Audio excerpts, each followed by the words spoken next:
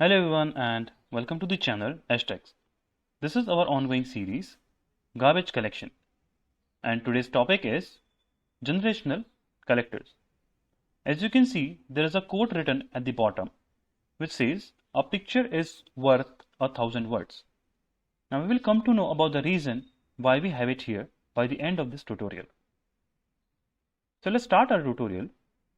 Here we have heap memory, which is divided into two generations. First is young generation and second is old or tenured generation. Young generation is further divided into three sections: Eden space, survival space from, and survival space to. Now Eden has a reference to theory of Genesis, and in Java's perspective, it is where the new objects will get created. So all the new objects gets created in the Eden space, and along the way few of them becomes unreachable. Now once Eden becomes full, it kicks in minor GC, which moves all the live objects from Eden space to survivor 1, and dead objects from Eden gets garbage collected, making Eden available for new object creation. The objects which gets moved are marked as 1, which means these objects survived one cycle of garbage collection. After this, Eden is again ready for new objects. This time again, it will have live as well as dead objects in Eden space as well as in survivor 1. And once Eden is left with no space, minor GC will again kicks in. This time, minor GC will copy all the live objects from Eden space and survivor 1 to survivor 2, and dead objects gets garbage collected. The objects which were moved to survivor 2 gets their count incremented by 1, which means now we have the objects which survived one cycle of garbage collection and objects which survived two cycles of garbage collection.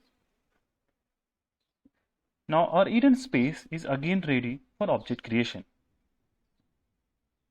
and with the creation we have the dead objects as well. So this time also, when all the space is full, minor GC will kick in and it will copy all the live objects from Eden space and survivor 2 to survivor 1. After this comes the increment part. So all the survive objects gets their survival count incremented by 1.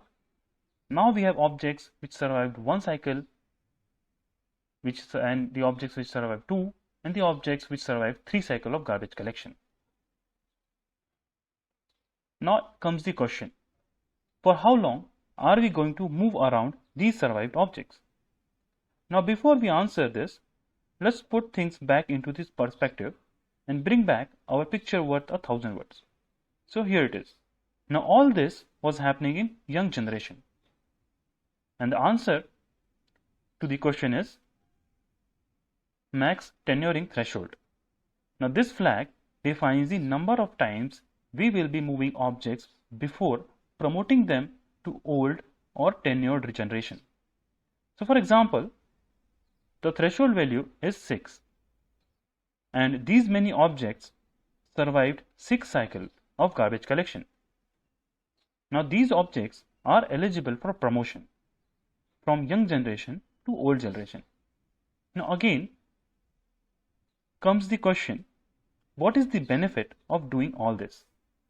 So the answer is to avoid full GC as much as possible, because full GC requires stop the world, which means it pauses the application, and since it's a necessary evil which cannot be eliminated, that's why we try to avoid it as much as possible. And having generational collectors makes it possible to do so up to certain extent. Now in summary, young generation has a minor GC which runs frequently without pausing application. On the other hand, whenever old generation gets full, it mostly requires full GC, which means application gets paused for that duration, and it is less frequent than minor GC. So that's it for this particular tutorial. In the next tutorial, we will be learning about types of GC.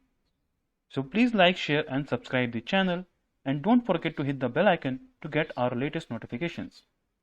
Thanks for watching.